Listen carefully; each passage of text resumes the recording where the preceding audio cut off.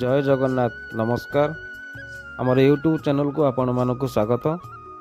आपण माने देखुछंती माछ मरा होची एवं किभଳି भाबरे माछ मरा होची एवं केते लोक सेठी देखुछंती केमिति माछ मरा होची। माछ चाष गोटे एभଳି चाष जहाँकि 10 गुणा लाभ दे थाए। तेबे देखंतु केमिति माछ मरा होची एवं माछ केमिति बिक्री होची। आसंतु जानिबा माछ चाष विषय रे। तेबे भिडियोटी शेष पर्यंत देखिए, जमारू स्किप करेंगे नहीं। जदि भिडियोटी आपन को भल लगिला लाइक करेंगे, शेयर करेंगे, कमेंट करेंगे। आसंतु डेरी न करी माछ चाष विषय रे जानिबा। तेबे दर्शक बंधु, गोटे सफल चाषी पई निहाती भाव रे गोटे एकर जमी दरकार एवं सही जमी रे पोखरी खोला जिवो। प्रथमे तार हुड़ा बंध करा जिवो। सही हुड़ा बंधटी अति कम रे 10 रु 12 फुट चौड़ा रहिबा दरकार। पोखरीटी एभली खोलिबा दरकार जेमिति पोखरीटी पाहाच पाहाच भली हेइथवा दरकार।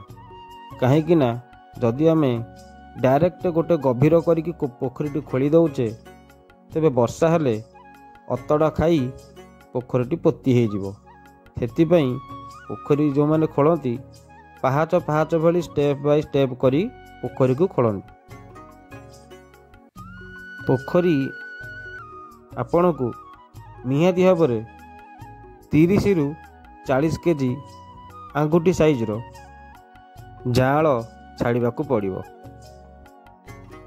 तेबे एबे आसंतु जानिबा माछ मानकर खाद्य प्रणाली उपरे। जदि आपण माने दाना देकी माछ मानकू बड़ करिया को चाहुचंती, तेबे प्रथमरु ही आपण माछ मानकू दाना देबे, नचेत माछ माने खाइबे नहीं।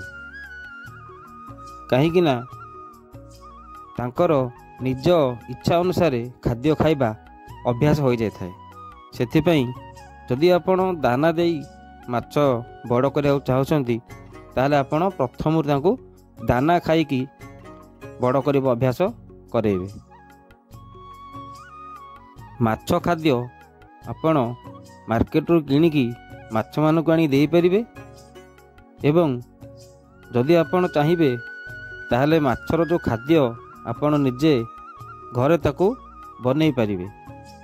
तो माछ खाद्य किमिति कोन करा जाए से तो बहुत कथा अछि। आपण को आउ गोटे वीडियो में आपण को जणेबी। तो एबे देसी प्रणाली रे आपण माछ मानक किपरि खाइबा को दिया जिवो आपण जानतु। साधारणतः घास को आपण काटी ताकू छोट छोट आकार रे गुंड करी माछ मानकू खाइबा को दे परिबे। गहमरू जो चोकड़ बाहरी थाए से चोकड़ मध्य आपण पानी रे भिजेकी माछ मानकू दे परिबे। बादाम पीड़िया ताकू भी मध्य आपण माछ मानकू खाइबा पई दे परिबे। आउ गोटे सबुठु बड़ कथा जोटा कि सबुठु सस्ता माछ चाषी मानक पई बंधाकोबी को काटी ताकू गुंड करी टिक टिक करी माछ मानकू दे परिबे।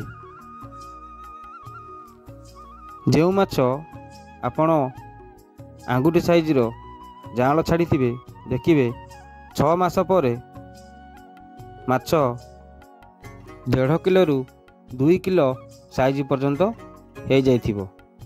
तेबे दर्शक बंधु, यह थिला आपणकर माछ चाषर खाद्य प्रणाली एवं किपरि माछ चाष करा जाए। जो माने नूतन भाव में माछ चाष करुछंती, एही प्रोसेस रे माछ चाष करंतु एवं लाभवान हुअन्तु। तेबे देखिबे जो माछ आपण 30-40 किले एकर पिछा जाल छाड़ी आपणकर 6 मास पर किंबा 7 मास पर निहाती भाव में आपणकर 3.5 क्विंटाल रु 4 क्विंटाल पर्यंत माछ बाहर। तेबे दर्शक बंधु, ये तो थिला माछ चाष कथा किपर लाभ हेबो। तेबे आसंतु जानिबा पोखरी हुड़ार मजबूत उपरे।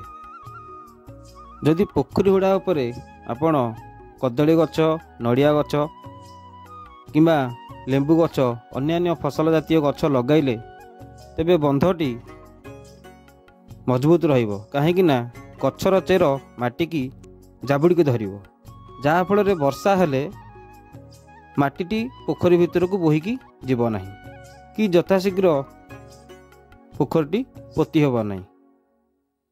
ତେବେ ଏହା ଥିଲା ମାଛ ଚାଷର କଥା।